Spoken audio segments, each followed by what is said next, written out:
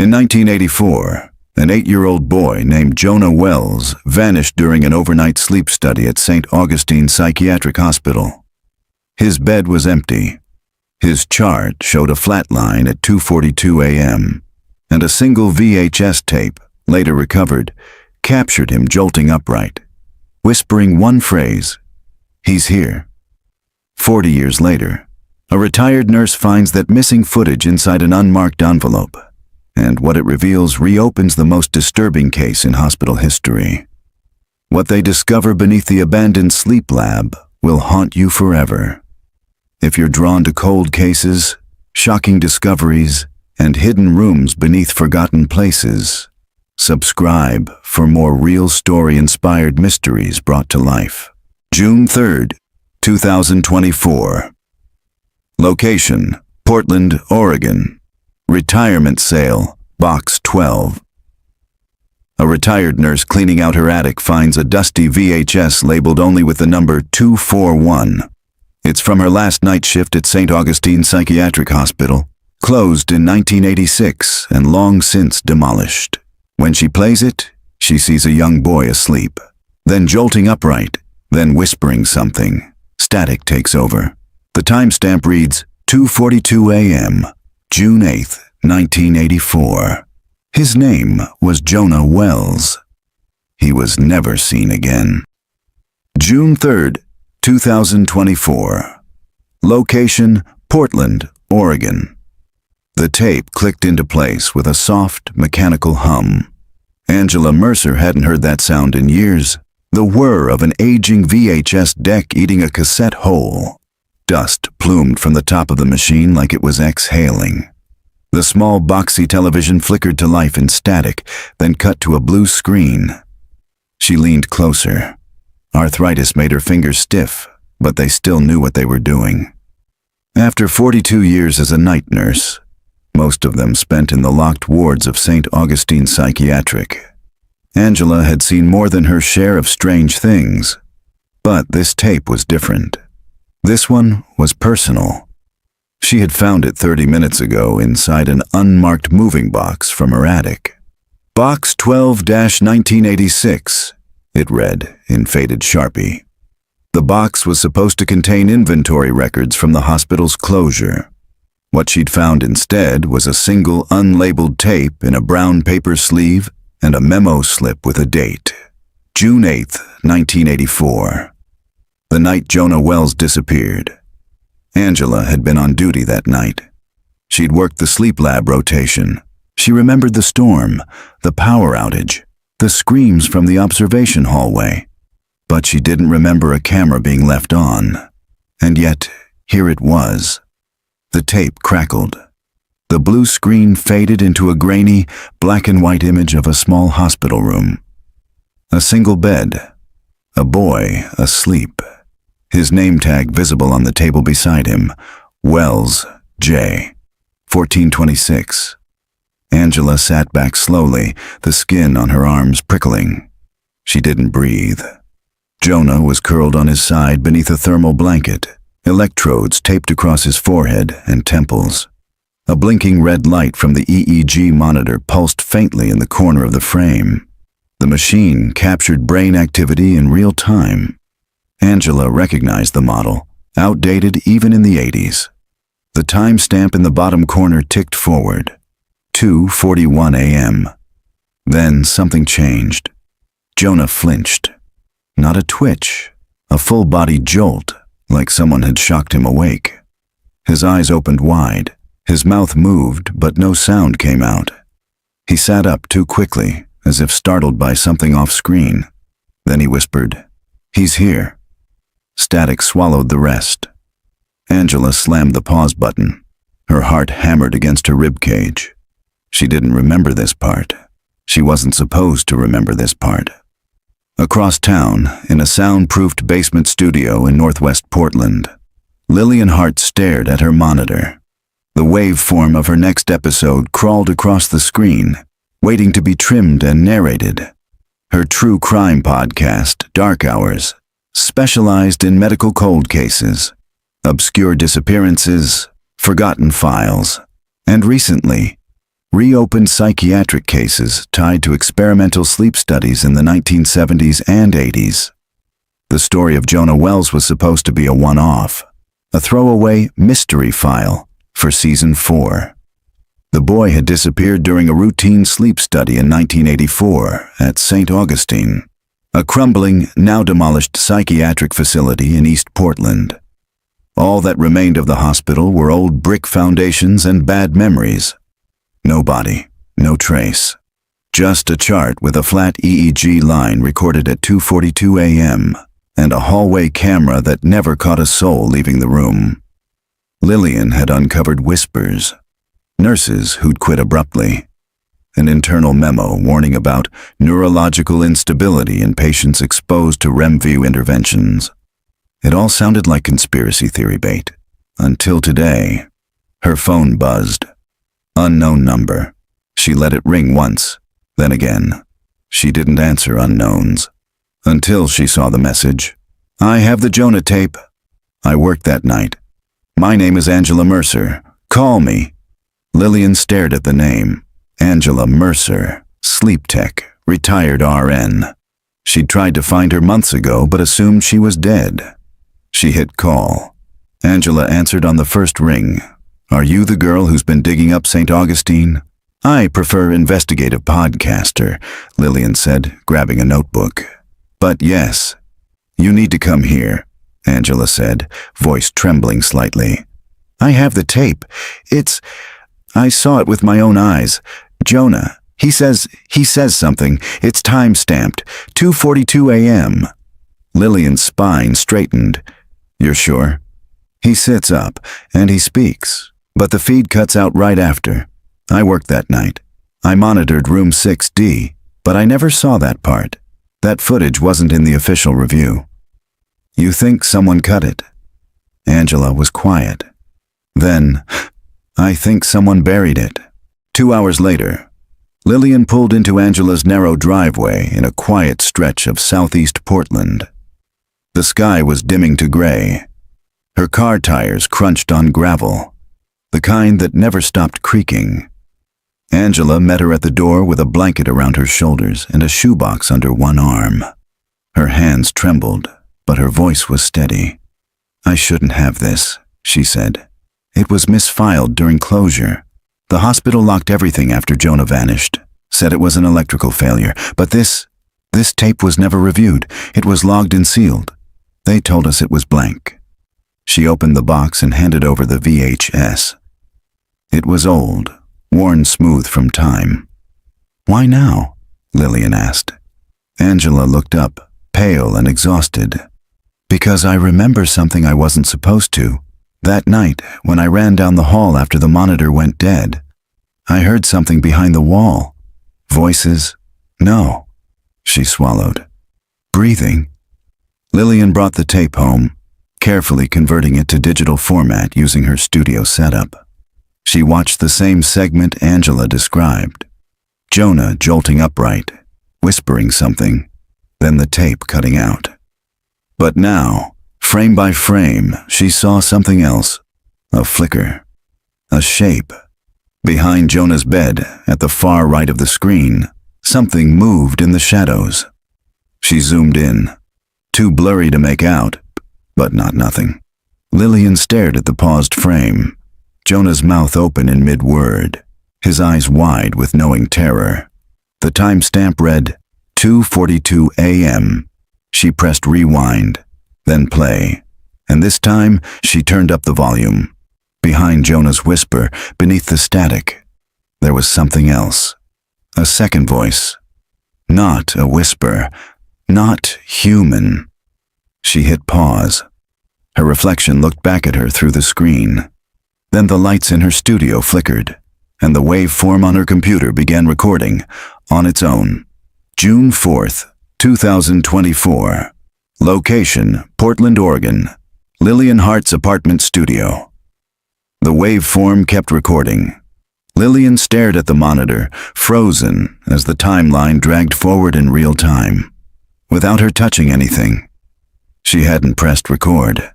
She hadn't even opened the software for live audio. But it was recording now. and it was capturing something. White noise hissed through her speakers, low, rhythmic, layered with a faint pulsing sound beneath it, like breathing. Not natural breath, mechanical, deliberate. Lillian muted her speakers. The waveform continued. She stood slowly, unplugged the mic, shut down the interface. The recording stopped. Her studio fell silent.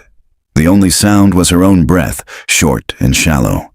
She moved quickly, locking the door, pulling the blinds, double-checking the window latch. She knew the rule. When the story starts digging back, it's time to double-check the locks. That night, she couldn't sleep. Her mind kept replaying the frame. Jonah Wells at age 8, whispering, "He's here." His face lit only by the faint red glow of the EEG monitor, the electrodes like ghost wires across his temple. She couldn't shake the timestamp, 2:42 a.m. In all her research, she'd seen that time pop up before, in archived nurse reports, in partial files, in the official case summary. But it had always seemed coincidental. A moment when the equipment failed, an error in power delivery, maybe even an electrical storm glitch. Now it felt like a signature. June 5th, 2024. Oregon State Health Archives. The receptionist barely looked up. Name: Lillian Hart, researcher, here for closed case records. I submitted my request last week. The woman tapped at her keyboard, unimpressed. What case? St. Augustine Psychiatric, sleep studies, specifically patient file number 1426. The woman paused. Her fingers hovered just above the keyboard, then slowly lowered. That hospital was condemned in 1986. Most of their records are sealed.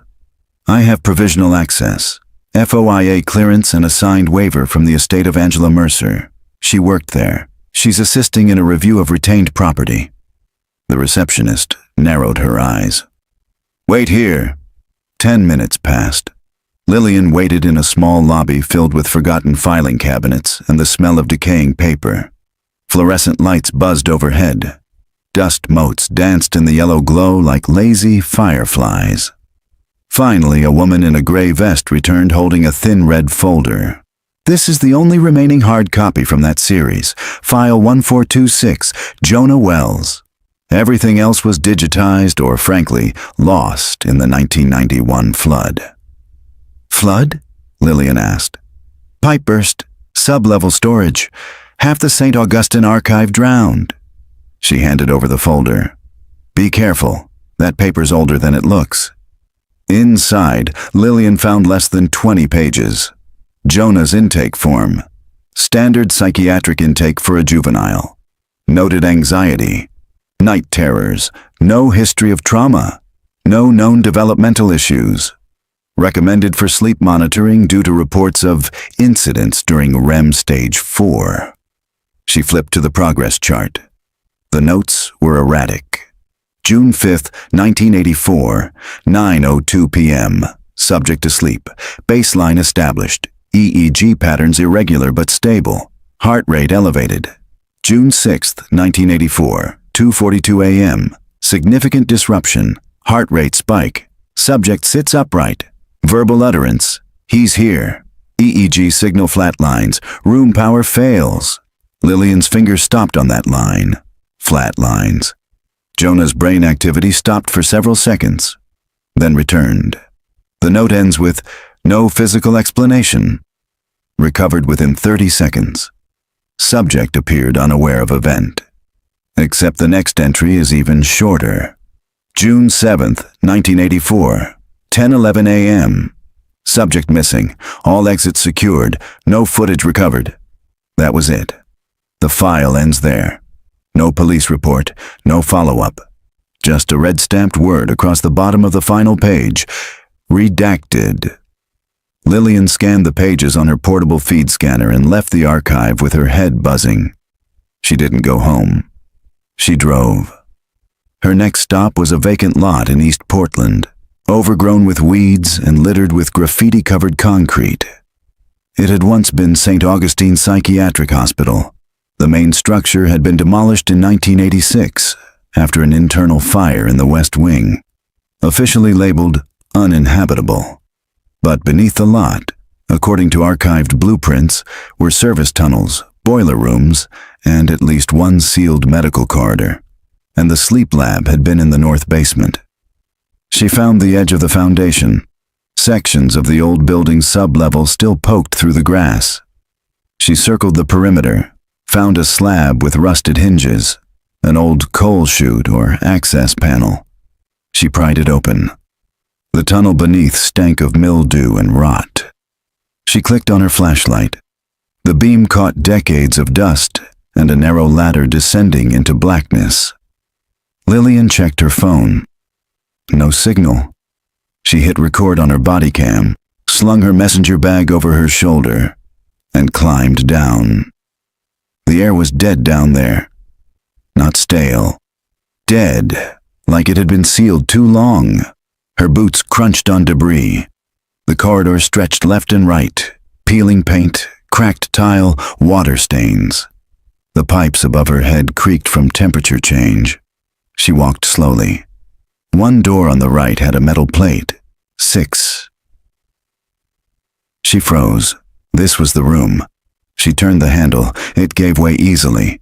Inside, the room was almost empty. Just a bed frame. Scrape marks on the floor. An old EEG monitor pushed against the wall, disconnected. The wires dangled like veins. On the wall above the bed, in peeling blue crayon, a child had written something. "Don't blink at 2:42. Lillian's skin crawled. She panned her flashlight toward the corner of the room. A vent, loosely bolted, slightly ajar. Something glinted inside. She knelt, reached in, and pulled it out. A cassette tape, hand-labeled in shaky writing. Jonah, Night 2. She climbed back up, heart hammering in her throat. Back in her car, she stared at the tape. Where had it come from? Who had hidden it? Why was it not in the archive? She drove straight home and hooked up her old cassette deck, inserted the tape, rewound, pressed play. A boy's voice filled the room. "Jonah. Testing. This is Jonah. I don't want to do this again. They say it's just dreaming, but it's not. He watches when I sleep. He waits for the red light, and when it hits 2:42, he climbs out." There was a pause. Then, "He smells like smoke in winter. And he doesn't blink." Silence. Then the tape warbled, distorted, like the recorder had malfunctioned. But there was one last whisper. "I'm still here." Lillian turned off the player, her hands shaking. She knew two things now with certainty. Jonah Wells didn't just disappear. Someone else was watching that night. And if Jonah's voice could survive the fire, maybe Jonah himself had too. June 6th, 2024. Location, East Portland, site of former St. Augustine Psychiatric Hospital. Lillian returned to the site just after sunrise. The streets were still wet from last night's storm. Fog clung to the ground like something alive, curling around her boots as she stepped from the car. In her bag, flashlight, gloves, body cam, backup batteries, crowbar, notebook, and the cassette. Jonah's voice looped in her head like a prayer. He waits for the red light, and when it hits 2:42, he climbs out. She wasn't here to record. She wasn't here to theorize. She needed answers. The blueprints of St. Augustine had been incomplete. Scans of old, water-damaged microfilm. But from what she could tell, the West Wing had been part of the hospital's experimental treatment area. Sleep study, electrotherapies, and juvenile containment. None of it made it into the official health department report when the hospital shuttered. The fire gave the board the perfect excuse to bulldoze what was left and bury the rest. Except they hadn't buried everything. Lillian found the second access point behind a bramble-covered chain-link fence. Hidden beneath a collapsed service stairwell, she uncovered a hatched door crusted with rust and overgrowth. The hinges screamed as she forced it open. The air that rushed out was fetid, like something long dead finally exhaled. She descended slowly, the steps slick with moss and condensation. Her boots sank into damp earth at the bottom. The flashlight beam danced across broken tiles and scorched concrete. The corridor ahead sloped downward, a faint incline that hadn't shown on the plans. This part of the hospital hadn't just been forgotten. It had been intentionally sealed. She moved slowly, passing hollow rooms where treatment beds once sat beneath cracked mirrors. Doors hung off their hinges. Old fourth poles lay bent in the corners like bones. Then she saw it. A scorched metal placard bolted to the wall. The letters half melted, but still readable. Observation. Ward, Rempfer. She stopped. This was it. The hallway narrowed. Her light caught a second sign. D-Wing, patient access restricted. And below that, scratched into the wall in jagged fingernail marks, "Don't sleep here." The corridor ended at a blackened steel door. She tested the handle. Locked tight. She backed up and struck it with the crowbar.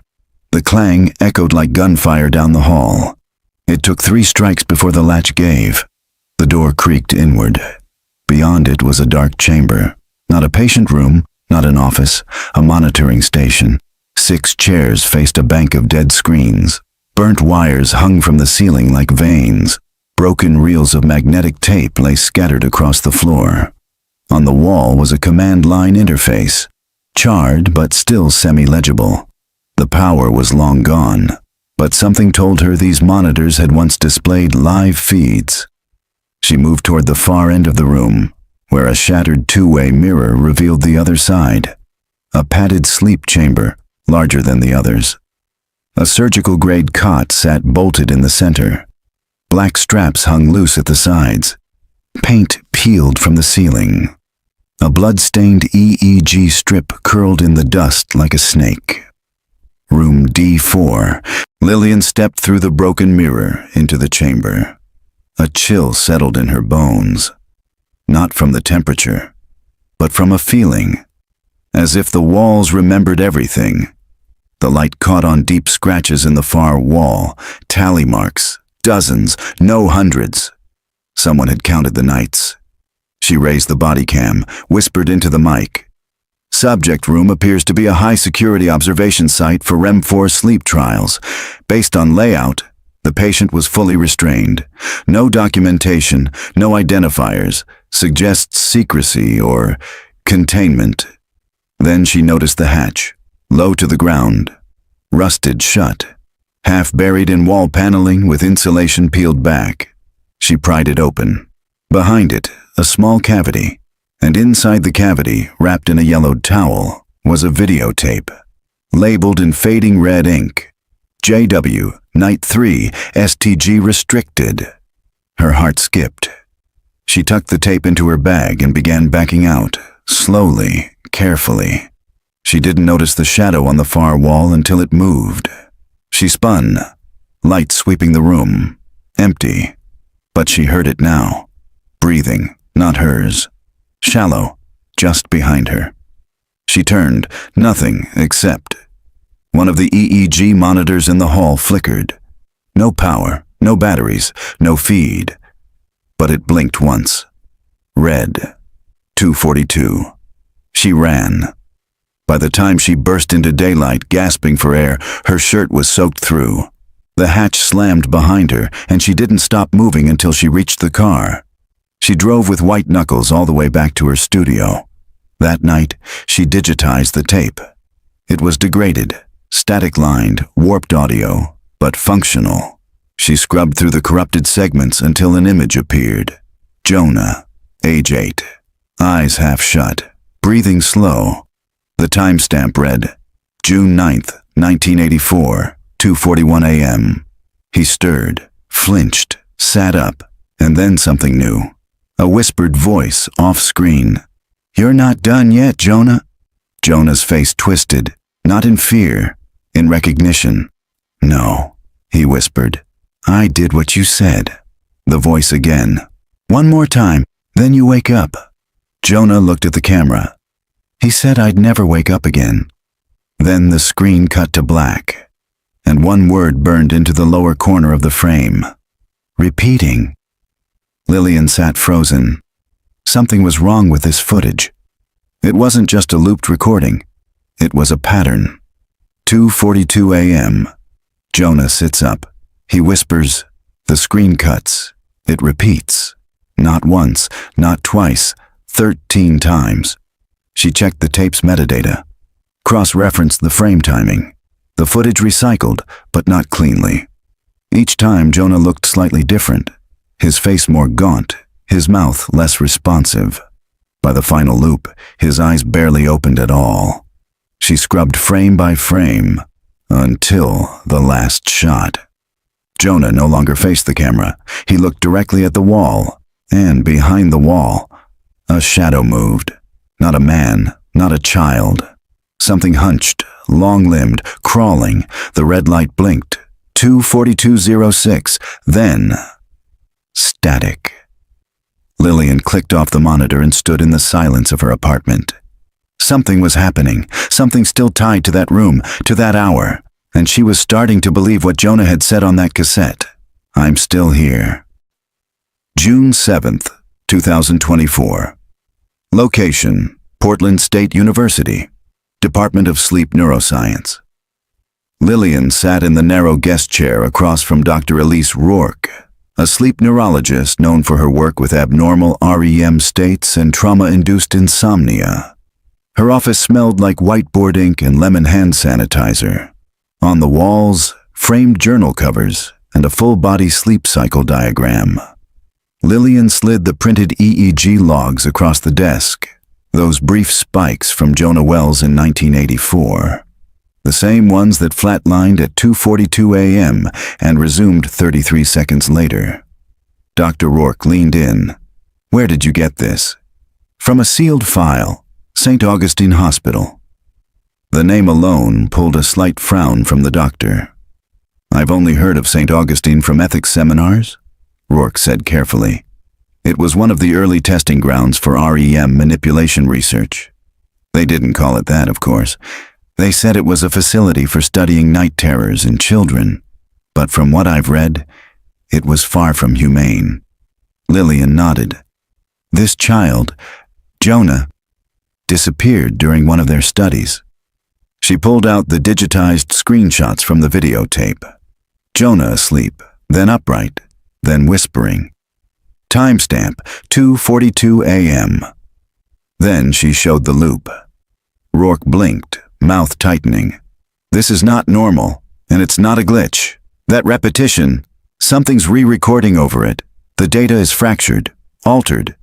And what about the flat line? The neurologist tapped her pen. REM sleep comes in 4 stages.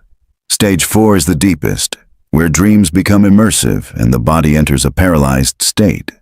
If that stage is interrupted, in theory, the brain can misfire. Disconnect. Disconnect how? In healthy subjects, the EEG never flatlines unless the body is dead. But under extreme neurological trauma, or forced stimulus in REM, it's possible the brain enters a type of protective shutdown. It looks like death, but it's not. Lillian leaned forward. What would cause a child's brain to do that? Rourke didn't answer immediately. Then she pushed the EEG toward Lillian and said, quietly, fear. Sustained, repeated trauma during REM can fracture a child's perception of reality. If the child believes what's happening is real, it might as well be. Lillian stepped out of the office into the warm Portland afternoon, her thoughts unraveling. She walked toward her car slowly, the tape loop still playing in her mind. 2:42. Jonah sits up. He whispers, "He's here." And then it repeats. The boy had lived inside his own nightmare, replayed like a film reel. The word on the final loop, repeating, wasn't a description. It was a diagnosis. That night she went back to her studio, rewatched the full video again, on loop, 13 repetitions. She charted each one side by side, noticed slight differences, posture, lighting, even the shape of Jonah's face. Then she ran the final audio through her noise reduction filter. Buried beneath the hiss, layered low, was another voice, distorted, mechanical. She isolated it, ran it through a recompiler, and heard, "Don't wake him, not yet." June 7th, 2024, 11:45 p.m. Angela Mercer called again. "I remembered something else," she said. Her voice was flat, distant. "I've been trying not to think about that night for 40 years, but it's coming back now, piece by piece, like old film developing in the dark." "What did you remember?" Lillian asked. "There were 2 boys that night, not 1. Jonah was the primary study subject in room 6D, yes, but there was another child, a floater, non-consenting, no documentation." Lillian's breath caught. "Wait, another patient?" "They called him a control subject. He was sedated and placed into an unlit room next to Jonah's. No EEG, no monitoring, just observation. They said he'd help us track neurological echoes." "Echoes?" Angela hesitated. "They believed dreams could imprint across proximity, that if a child entered REM 4 while another slept nearby, the brainwaves could synchronize, share fears, share experiences, like mirrors." Lillian stared at her notes, pen trembling in her fingers. "Do you remember the second boy's name?" Angela's voice came back barely above a whisper. "Number. But I remember his scream." At 12:42 a.m., Lillian opened the digital tape loop again. She watched it full screen, and this time she noticed something. On loop 7, behind Jonah, in the very back corner of the screen, 2 blinking lights. Very faint, too low to be equipment. She zoomed in and realized they were eyes. June 8th, 2024. Location, Oregon City. Assisted living facility. Room 214. The hallway smelled like cinnamon oatmeal and bleach. Lillian kept her shoulders straight as she passed faded family portraits and residents wheeling slowly through the quiet. Room 214 was at the far end, its door slightly ajar. A soft murmur came from inside, a television playing an old sitcom, volume too low to hear clearly. Angela Mercer sat in an armchair, half shadowed by drawn curtains, her gray cardigan folded neatly in her lap. Her hands were shaking. Lillian knocked gently. "You said you remembered more." Angela didn't smile, didn't rise. She only nodded and motioned for Lillian to come in. "I lied back then," she said softly, her voice thin. "We all did. It was easier than saying we were afraid." In 1984, Angela had been 31 years old, night shift nurse, sleep lab rotation. She was responsible for prepping EEG machines, logging REM phases, and reporting irregularities to the attending physician. On the night of June 8th, she'd been assigned to 2 observation rooms, 6D and 6E, but she'd only admitted one of those assignments in her statement. "The logs say you were only overseeing Jonah," Lillian said. Angela looked up. "That's what I told them." "Why?" Angela's eyes glassed over. "Because room 6E didn't exist on the blueprints. No door from the main hallway, just an internal passage from the monitoring room. I was told not to mention it. They called it a shadow room." Lillian blinked. A shadow room. They'd use it when testing for co-dreaming phenomena. The belief was, if you place 2 children near one another in deep REM, they might begin to dream together. Not just parallel sleep. Something more. Entanglement. Lillian sat forward. Jonah was one of them. Who was the other? Angela looked down. He didn't have a name, just a number, patient B. I don't think he was local. His intake papers were incomplete, sedated, unresponsive. And what happened to him? Angela's voice dropped. He woke up before Jonah, but not like a child, like something wearing a child's face. Angela had only told part of the story in 1984. The storm that night had knocked out half the east wing. Power flickered. Backup generators kicked in. At 2:42 a.m., the monitor watching Jonah had flatlined. She and the attending physician, Dr. Cass, rushed in. The boy was gone. But something else had happened minutes earlier, something they didn't report. "I was in the control room, watching the feeds," Angela said. "Room 6E was supposed to be audio only, no video, but someone had wired a hidden camera. I saw it with my own eyes." Lillian's pulse quickened. "What did you see?" Angela turned toward the muted television, her voice barely audible. He was already standing, awake, but his eyes, they didn't move. Not like ours. They rolled the wrong way, and he started whispering a name over and over. "Jonah. Jonah. Jonah." Like he knew him? Angela nodded. Like he was calling him, luring him. Did Jonah respond? I don't know. The feed cut out, but when I got to room 6D, he was already gone. The bed was still warm. The straps were undone. Lillian scribbled furiously in her notebook. What did the hospital do? They told us to deny the second room existed, that the patient was never admitted, that Jonah was an isolated incident. We were threatened, careers, licenses, everything. And patient B? Angela's voice broke. They said he died during a failed REM re-entry, but I heard him screaming after they wheeled him away. Lillian left the facility in silence, the tape recorder in her pocket still running. Outside, a summer wind carried the smell of rain and asphalt. Somewhere nearby, church bells rang the hour. 2:42 p.m. She felt her stomach twist. Back home, she opened the digitized file of Loop 9 from Jonah's video. Frame by frame, she tracked the flickering light in the back corner, those blinking eyes. Not reflections, not machine indicators. Pupil dilation, vertical movement. Someone, or something, was watching Jonah from inside the wall. She ran the audio through a spectrogram visualizer. At precisely 2:42 and 6, the waveform bent, warped into a vertical spike. The program labeled it ultrasonic frequency range, human incompatible. And then deep in the frequency layer, another voice emerged. Not Jonah's, not patient B. Welcome back. Lillian felt the hair rise on the back of her neck. Jonah had entered a loop. A dream he couldn't wake from. But he hadn't been alone. Patient B wasn't just another child. He'd become something else. And whatever welcomed Jonah at 2:42 a.m. still lingered in that basement. Angela's final words that night echoed in Lillian's mind. There wasn't just one monster in St. Augustine.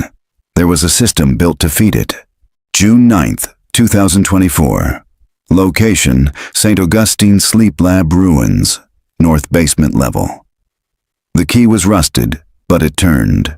Lillian had found it inside an envelope marked Retired 1985 Observation Keys in a forgotten city archive box. The tag read simply, 6D, do not duplicate. The metal was blackened from age, and somehow she knew it would still fit. She hadn't told anyone where she was going. Not Angela, not the podcast audience, not even her producer. She parked 2 blocks from the overgrown lot and hiked in alone, flashlight and camera gear strapped to her back. It was just after midnight when she reached the hatch. The coal chute was still open from her last visit. This time, she didn't hesitate. She climbed down into the dark.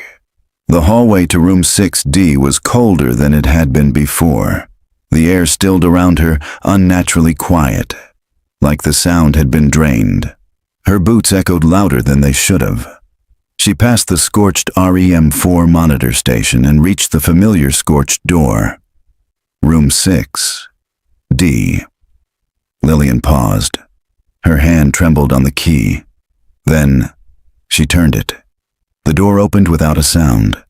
The room was mostly as she'd left it.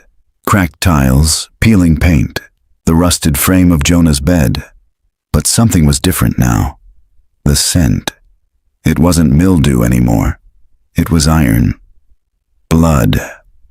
She stepped inside slowly, flashlight sweeping the walls. The tally marks were back, but multiplied. Where once there had been maybe a few hundred, now there were thousands, carved deep, new, some still bleeding at the edges like the paint hadn't dried.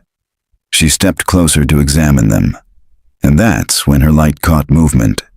A mirror, high on the far wall, blackened with age but intact, and in the mirror's reflection, for a fraction of a second, she saw Jonah, not as a child, not alive, but watching her. She spun. Nothing, but something scratched softly behind her, stone on stone, like something crawling inside the wall. She activated the body cam and whispered into her mic. Room 6D, signs of new carvings. Mirror with visual anomaly. Possible movement in ventilation or behind walls. She turned back to the wall and slowly examined the area beneath the mirror. That's when she saw the seam, a thin vertical slit near the floor. She dropped to her knees, pulled at it. It was a trap door. Beneath it, a narrow crawl space. Inside, film canisters, labeled in pencil. JW6D Loop 14, PB Side B Unstable. Control Study Number 2, Failure. No REM, do not wake. Lillian reached for the first canister when she heard the sound. Breathing, behind her. She turned, fast. The door had closed, and in the mirror, Jonah was back, but his face was wrong now. Not scared. Smiling. She fled the room, film clutched in one hand, flashlight beam slicing through the dark as she ran back through the corridor. Her foot caught on something. She went down hard, scraping her elbow. Behind her, footsteps. She crawled to her feet, pushed through the scorched monitoring station, up the chute, back into the night. By the time she got home, she'd stopped shaking. She laid the canisters out on her desk, breath shallow. She hadn't imagined it. She'd seen the face, the smile, the tally marks, the whisper. Don't wake him. Not yet. The next day, she took the film to a professional media restoration lab. They cleaned it, transferred it digitally. She watched the recovered footage late that night. The video opened with a wide shot of Jonah sleeping, camera panning slowly, then cutting, looping. But at loop 14, something was different. This time, he didn't whisper. He screamed. A sound so guttural, so inhuman that the speakers clipped. His body arched unnaturally, eyes rolled back, and for a moment, his EEG monitor flatlined, then reversed. Lillian paused the video, zoomed in. The readout wasn't just flat. It was playing backward. She opened the next reel. PB, Side B, Unstable. The footage was darker, poor quality, barely lit. But a boy sat in the corner, facing the wall. Same age as Jonah, no name tag. And on his arm, carved into the skin, were words. I saw myself wake up, but I wasn't me. The boy turned. Slowly. His eyes were completely black. Lillian ended the playback. She was drenched in sweat. She finally understood what Room 6D really was. Not a treatment room. A gateway. Whatever the REM4 experiments had triggered, it had pulled Jonah into something else, and patient B had come back wrong. In her notes, she underlined the phrase from Angela. A system built to feed it. She crossed out system and wrote, a pattern. Then she opened the raw audio from loop 14 and played it backwards. Buried in the distortion, a new phrase emerged. He wakes when the wall forgets his name. June 10th, 2024. Location, Portland, Oregon. Dark Hours Studio. The map on Lillian's wall was covered in pins. Red for sightings, yellow for victims, black for disappearances. At the center of it all, St. Augustine Psychiatric Hospital. The now bulldozed epicenter of what was no longer just a mystery. It was a pattern. She stood in front of it, connecting the dots. 10 missing children between 1982 and 1986. 3 officially linked to St. Augustine's pediatric studies. The rest were written off as runaways, custody disputes, or internal psychiatric transfers. None of them resurfaced, and none of their files listed a time of disappearance. But she found it in the incident reports, a time stamp, 2:42 a.m. every time.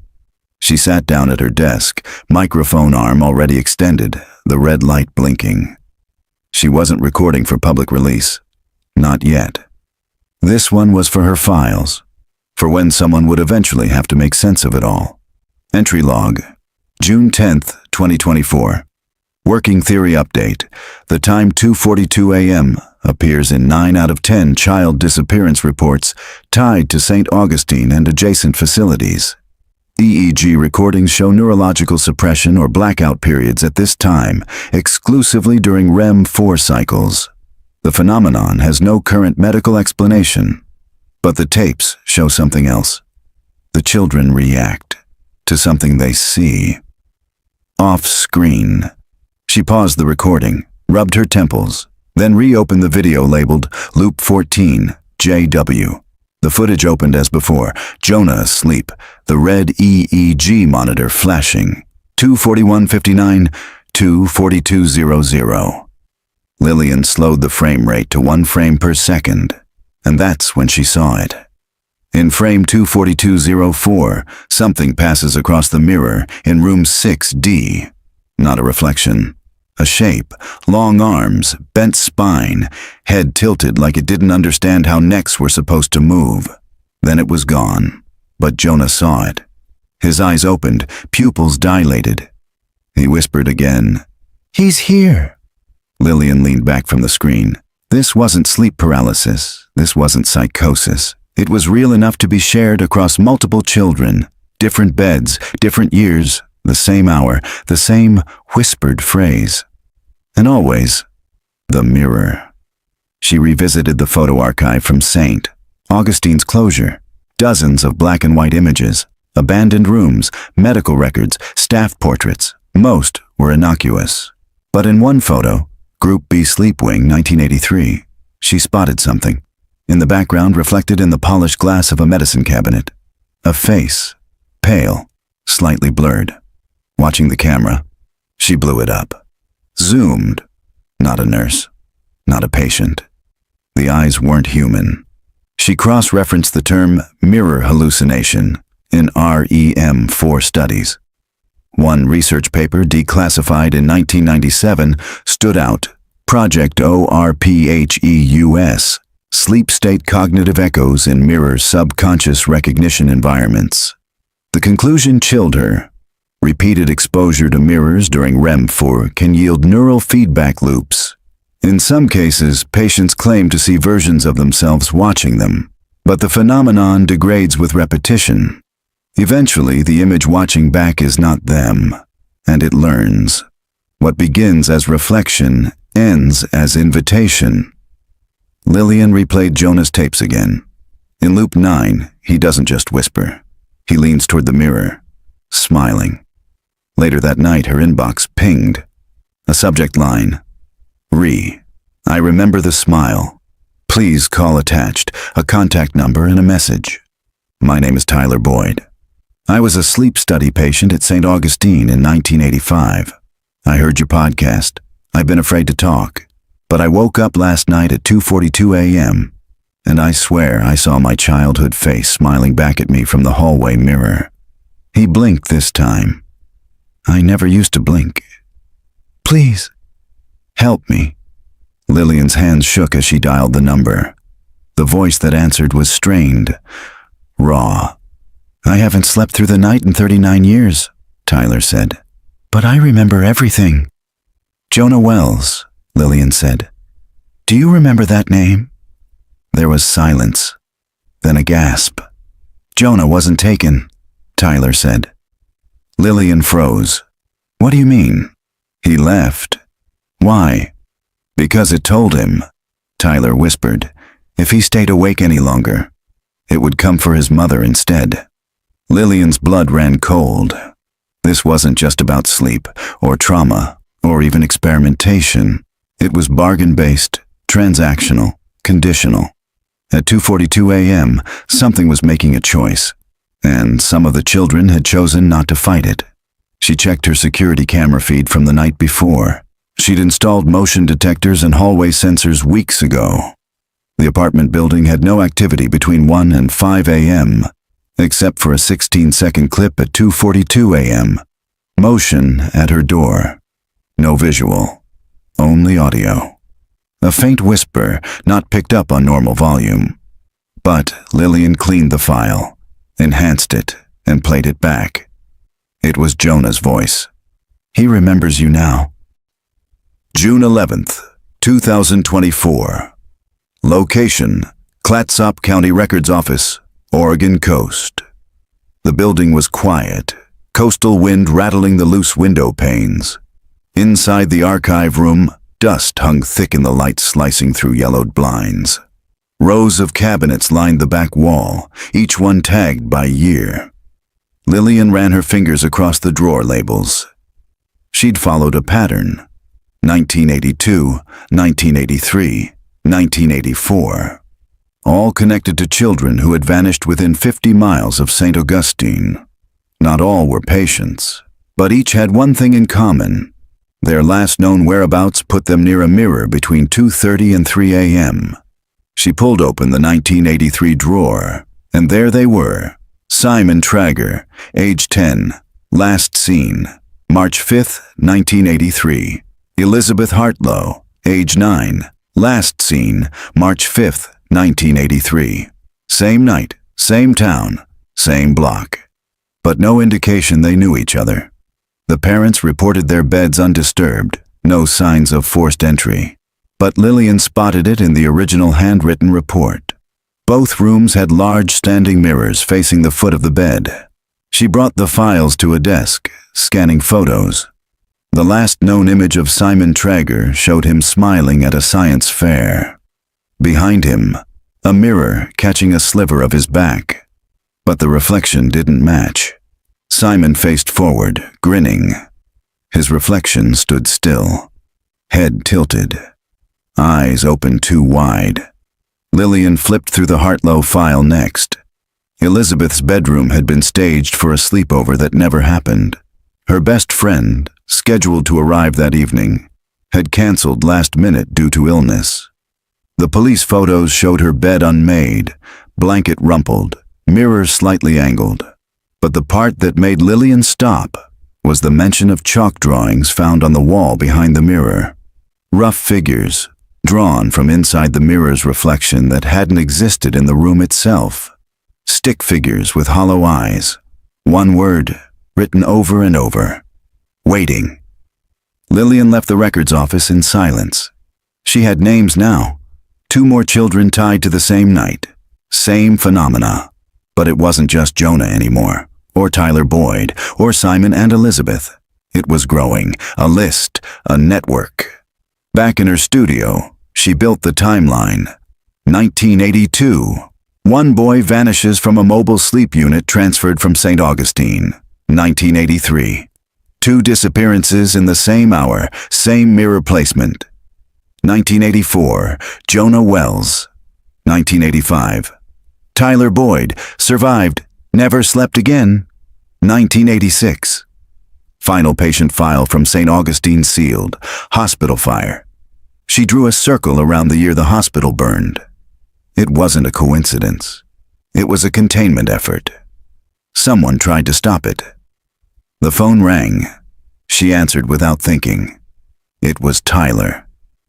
"They came again," he said. "Last night." Lillian's throat dried. "What happened?" "I woke up at 2:42. Not from a dream, from a noise in the hallway. I thought maybe it was in my head, but the mirror in my living room had fogged." "Fogged?" "Like someone was breathing on the glass from inside." He hesitated. "I wiped it clean, and there was a handprint, a child's, on the other side." Lillian closed her eyes. "Did it go away?" Tyler's voice cracked. "It wasn't mine, and it was still warm." That night she reviewed her Jonah tapes again. Loop 14, loop 15, loop 16. She hadn't noticed before. Each loop ends slightly sooner than the last. Each time, the mirror figure draws closer. Jonah's voice fades, then vanishes. By loop 17, Jonah doesn't speak at all. He just watches and smiles. Lillian played back the cassette Jonah had recorded in secret, tucked inside that wall vent. She isolated background sounds and heard 2 sets of breathing. Then, a faint voice. Not his. They're almost all here now. In her notes, she wrote, "The mirror is the breach. 242 is the key." Jonah didn't disappear. He crossed, and he brought something back. She opened her audio feed from the first nurse interview. Angela's voice, buried in static. Angela had said something then. A line she hadn't paid attention to, but now it clicked. "He whispered to me once, before he vanished. I asked what scared him. He said, 'It's not the dark I'm scared of. It's what remembers me when I'm not looking.'" Lillian looked up. The mirror across her apartment was fogging. Slowly, silently.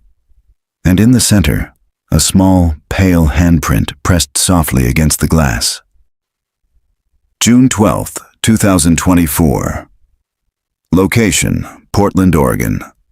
Lillian Hart's apartment. The mirror was still fogged when Lillian approached it. The handprint hadn't faded.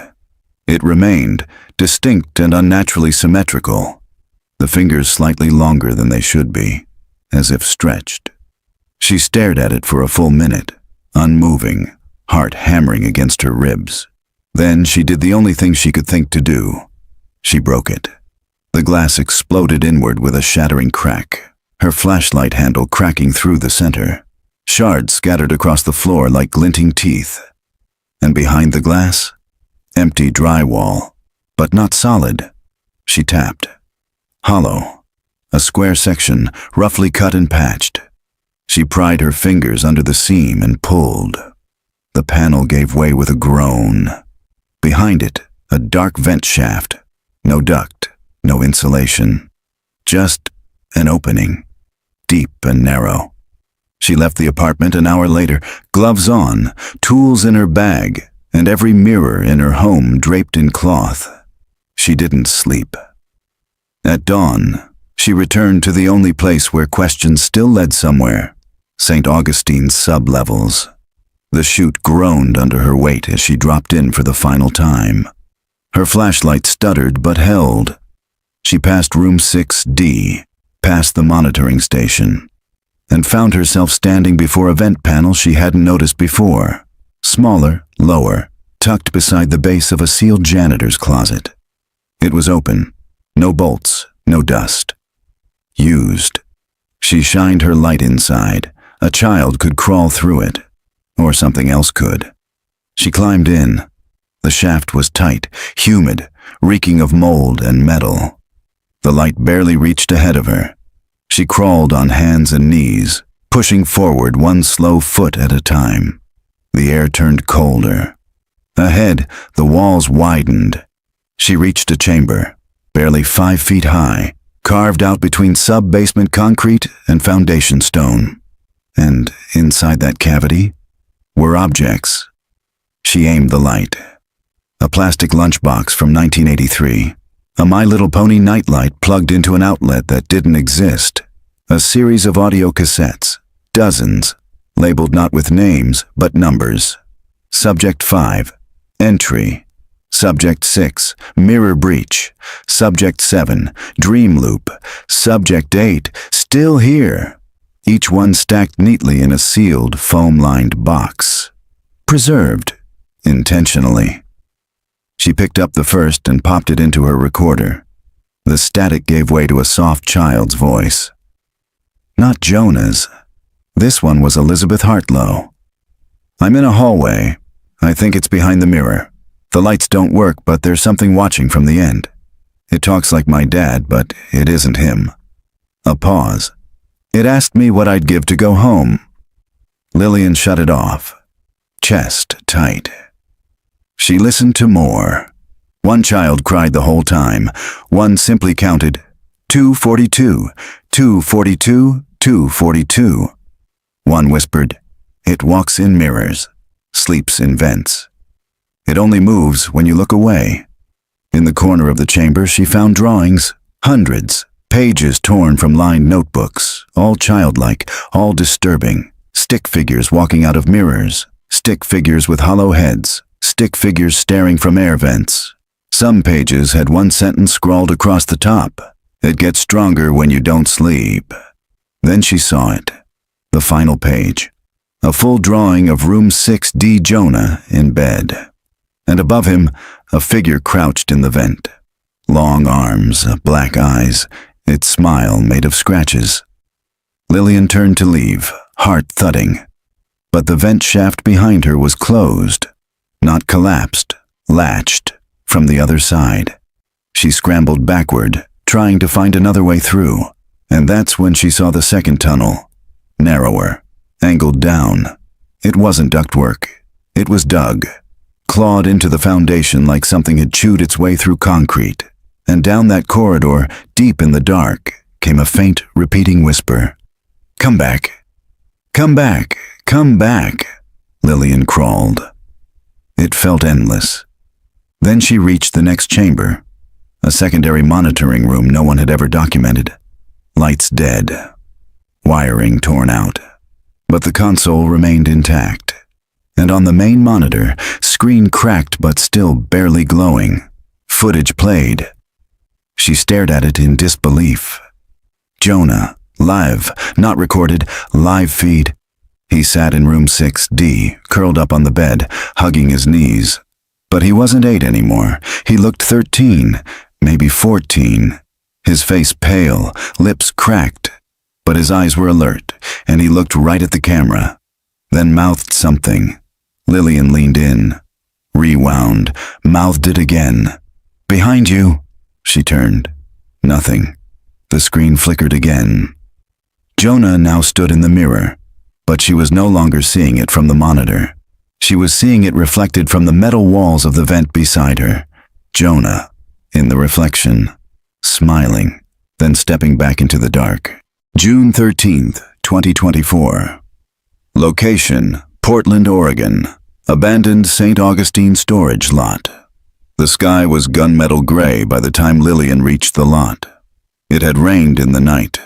The gravel was soft beneath her boots, the weeds wet against her jeans. This was the place.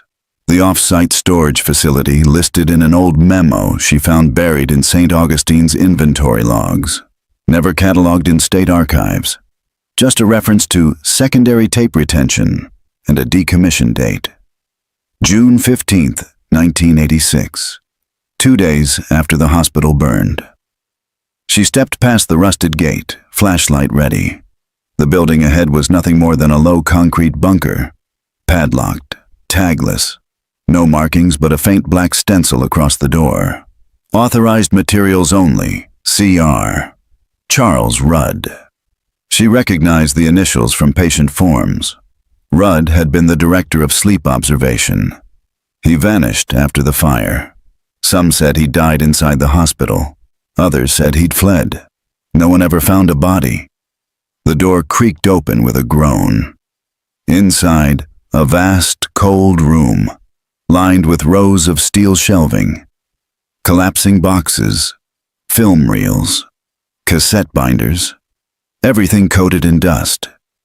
But in the back, near a collapsed ceiling vent, she found a locked trunk, black metal, reinforced, built like something meant to be buried. She forced it open. Inside, beneath layers of moldy foam and rusted clamps, was a single tape. JW, final recording, do not duplicate. And beneath it, a sealed envelope. She opened the letter inside, typed, no signature. "If you found this, then you know he isn't gone. We couldn't stop it. We tried. We fed it children to buy time. But Jonah wasn't like the others. He didn't just enter the loop. He made a choice. He stayed awake. Lillian brought the tape back to her studio like it was a bomb. She digitized it herself. No assistance, no backups, no streaming. This was not for public release. The footage began like the others. Room 6D. Jonah on the bed. Older now. Mid-teens. Gaunt. Silent. The timestamp read, June 15th, 1986, 2:41:02 a.m. He looked into the camera, and this time, he spoke. You should have left it buried. His voice cracked, weak, but defiant. They think it feeds on sleep. It doesn't. It feeds on fear, on memory. It waits for you to look into the mirror and recognize it. The camera shook slightly. Jonah's eyes darted to the corner. I tried to stay awake. I counted. I cut myself. I sang songs. But the moment I blinked, he trailed off, then turned, slowly, to the mirror on the wall behind him. There was someone else in it now. Not Jonah, Lillian. She slammed the laptop shut. Her reflection was staring back from the monitor. But in the dim glow of the black screen, something was wrong. Her face wasn't moving. She was breathing, but the face on the screen wasn't. She backed away, knocked over a chair. The room went dark. The power flickered, just like it had in the old footage, just like it had in room 6D, and then, from the hallway mirror, a tap. Soft. Rhythmic. 2:42. She fled the apartment, drove without destination for over an hour until sunrise. Later that day, she returned to her equipment, played the rest of the tape. In the final moments, Jonah approached the camera. His face filled the frame. You think you're watching me? But I've been watching you, and I'm not alone anymore. He reached toward the lens. The mirror isn't a window. It's a door. The feed cut to black, and one final word appeared on screen. Awake. Lillian stared at the screen until it went cold. She understood now. The children hadn't disappeared. They'd crossed over or been pulled, and Jonah had found a way to anchor himself. Not as a victim, but as a sentinel. The creature in the mirror didn't just imitate. It remembered. It fed on the fear of those who stared too long, and Jonah had become its mirror, its voice, its warning. June 14th, 2024. Location, Jonah's digitized archives, private studio server. Lillian didn't sleep. She couldn't. Every time her eyelids drooped, the tape played again in her head. Jonah's face pressed too close to the camera, his breath fogging the lens, whispering from across decades. I've been watching you. She replayed the final reel that morning, freeze-framing Jonah's last minutes. There was something strange in the room beyond him, a reflection caught in the upper corner of the mirror. It wasn't just Jonah's image anymore. It was layers, faces stacked, too many eyes, a shape behind the shape. She adjusted the exposure, rotated the image, inverted the colors. What emerged wasn't human. It was a network of faces, all children, all staring through the glass, all waiting. She opened a backup archive file she hadn't dared process yet. Jonah, Wells, untitled 8 audio-only.wave. No metadata, no waveform signature, just silence. Until the 2:42:04 timestamp, and then breathing, but not one person, dozens. Then a faint child's voice. He's almost through. Lillian cross-referenced the timing with the monitoring logs recovered from the abandoned sub-chamber. Every child showed the same sequence. REMFO spike at 2:41:58, body temp drop at 2:42:00, conscious brain activity suspended at 2:42, mirror-facing eye movement spike at 2:42:04. Every one of them was looking into the mirror when the event occurred. She went back to Jonah's earliest tape. Loop 1. It had seemed harmless. Him counting sheep, murmuring nonsense, crying a little, asking for his mother. But at 2:42 a.m., the white noise dropped out, and he whispered, "I can see it now. The hallway behind the wall. It's not a dream." She began calling names from her missing list. Not the families, not the police, the survivors. Those who didn't vanish, but should have. Tyler Boyd, Marina Castillo, Daniel Reese. Each of them had one thing in common. They had stopped sleeping by the time they were 9, not insomnia, survival. Marina agreed to meet. She was 45 now, gaunt, her eyes bloodshot even in daylight. She lived in an RV parked in a burned field. She said, "I remember mirrors. They kept showing me myself. But then one day, it blinked, before I did. That's when I knew." "Knew what?" Lillian asked. "That I wasn't the one dreaming. It was." Marina took out a faded photo. A girl, her, age 8, sitting in front of a bedroom mirror. Behind her reflection, a second version of her, unsmiling, watching. "I haven't looked into a mirror since 1988, Marina said. "They don't reflect, they remember." Lillian returned to her studio and began composing the next episode of her podcast. She titled it, Jonah's Wake, not Funeral, Awakening. She recorded her voice. "This isn't a ghost story or an urban legend.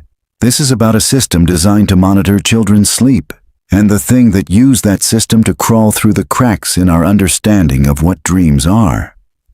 Jonah Wells was the warning, and the message, and maybe the only reason the rest of us haven't gone missing yet. She paused. "Because I think Jonah stayed behind to keep it trapped, and now," she stared at the Loop 17 footage. Jonah wasn't blinking, wasn't aging, wasn't even trying to escape anymore, just staring, and the mirror behind him had begun to crack from the inside. That night she made one final attempt to contact him. She set up every mirror in her apartment, angled toward one another, looped his tapes on every screen, lights off, audio calibrated to Jonah's recorded REM breathing rate. She set the clock for 2:42 a.m. and waited. When the clock ticked over, every mirror began to fog simultaneously. Lillian held her breath. From the hallway, a soft creak. Then, tap, tap, tap. She turned slowly. Jonah stood in the largest mirror, but this time he was crying. He raised one hand and pointed behind himself, into the mirror world, and mouthed something, "They're breaking through." Lillian whispered, "How do I stop it?" Jonah lowered his hand. Tears still ran down his cheeks. "You can't, but maybe you can warn the next one." The mirror shattered. Glass across the floor. Every surface fell dark. And in the silence, her recorder blinked once, then played back a single line. Jonah's voice, "Don't fall asleep. It remembers your name." June 15th, 2024. Location, unlisted safe house, Portland suburbs. Lillian hadn't slept in 4 days. Not in the usual way. Not in a way that let dreams in. She'd set up red lights across the windows, unplugged every reflective surface, taped over her laptop camera, stacked mirrors in boxes and buried them in her shed. The moment she closed her eyes for more than a minute, she heard Jonah whispering again. "It remembers your name. It's looking for a way out." She wasn't hallucinating. She wasn't breaking down. She was awake, and it knew. The recordings had grown corrupted. Every time she tried to play Jonah's final tape, it glitched, his voice stretching into something low, animal-like, a language of moans and static. Even stranger, her own voice began showing up on older tapes. Tapes from 1984. Tapes she hadn't touched.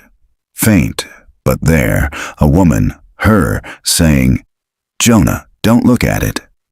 The loop had become recursive. Time didn't function normally inside that place. Whatever room 6D really was, it didn't obey clocks or calendars. Jonah was stuck inside it, not aging, not escaping, not dead. Just watching. Just waiting. That morning, Lillian received an email. No sender, no subject. One line. He's no longer behind the mirror. Attached was a screenshot, a sleep study photo dated June 15, 1986. The child in the bed wasn't Jonah. It was her. Age 8. The memory slammed into her like a train. The white walls. The voice that mimicked her mother. The slow scrape behind the mirror. A boy crying in the room next door. She hadn't remembered because she wasn't meant to. She had been part of the same trial. Subject number 17. The ones who survived didn't just escape. They were altered. Marked. At 2:42 a.m. That night, her hallway door opened. She hadn't unlocked it. The motion sensor pinged. The security light outside flickered, and in the monitor feed, a child. Standing barefoot on the welcome mat, soaked, silent, Jonah. But his eyes were wrong, too black, too still. She didn't open the door. Instead, she whispered into the microphone, "If you're hearing this, I need you to understand something. Jonah is no longer Jonah. He's the message now, a warning wrapped in flesh. He's been speaking through the cracks in our sleep. And tonight, he crossed." Behind her, every covered mirror rattled. The sound wasn't just shaking. It was knocking. Knock, knock, knock. "Let me out." She grabbed her recorder, her files, her backups, the notebook filled with tally marks, timestamps, and child names, and ran. She drove all night. No music, no mirrors. The rear view wrapped in cloth. By dawn, she reached the coast. And there, in the pink fog of early morning, she walked into the surf and dropped the tapes one by one into the sea. All but one. The final tape. The one she now played on a loop. The one with Jonah's voice. She returned to her car, turned on the recorder. Final entry. This isn't about one boy. It's not about one hospital. It's about the thing behind the eyes we close every night. The creature that waits for the light to die and the brain to forget. It speaks in mirrors, in reflections, in dreams we don't remember. But Jonah never forgot, and he kept it locked behind the glass for 40 years, until now. She hit stop, and that night, she sat alone in a motel room. She placed the mirror from the bathroom face down, put the tape deck beside her pillow, and whispered, "I won't sleep." But she did. And in the dream, she stood in room 6D. The walls were breathing. The mirror was gone. And Jonah stood in the corner smiling, his eyes full of stars. He whispered one last thing, "Now you're me." October 2nd, 2024. Location, Northwest Oregon Sleep Center. The intake nurse tapped her pen against the clipboard. "Name?" she asked gently. The little girl sitting on the hospital bed looked up, her voice quiet. "Sadie. Last name?" "Wells." The nurse froze for a second. Checked the chart. Confirmed. Sadie Wells. Age 9. Referral for chronic insomnia, auditory hallucinations during early sleep cycles, reports of recurring phrase spoken at night. "Don't fall asleep. It remembers your name." The nurse smiled faintly, hiding her unease. "Have you ever done a sleep study before?" Sadie nodded. "My dad said I'd be safe here." "And where is your dad now?" Sadie's eyes lowered. "He doesn't dream anymore." By 9 p.m. she was wired up. Electrodes on her scalp, pulse sensors on her fingers. The monitoring team logged baseline vitals, observed minor twitches during early sleep stages. At 2:40 a.m., her breathing slowed. EEG readings dipped into REM 4. At 2:42 a.m., the monitor began to flicker. The mirror on the far wall, which hadn't been there during setup, fogged softly from the inside. A shape passed behind the glass, then stopped. Inside the observation booth, one of the techs leaned closer to the feed. "Are we running a preloaded loop?" he asked. The others shook their heads. No feed, said the lead technician. This is live. The figure in the mirror smiled. A teenage boy. Thin, pale, familiar. Jonah Wells. He raised one finger to his lips. Shh. In the sleep room, Sadie's eyelids fluttered. She whispered something into the dark. You were right. It's still awake. In the mirror, Jonah nodded slowly. Not warning this time. Welcoming. Back in the monitoring booth, the screen went black for 3 seconds. When the feed returned, Sadie was sitting upright, smiling softly. And on the glass beside her bed, written in reverse breath, "The door is open." Outside, across the city, every mirror surface caught a flicker, a blur, a child's breath on cold glass. And behind it, eyes, always watching, always remembering,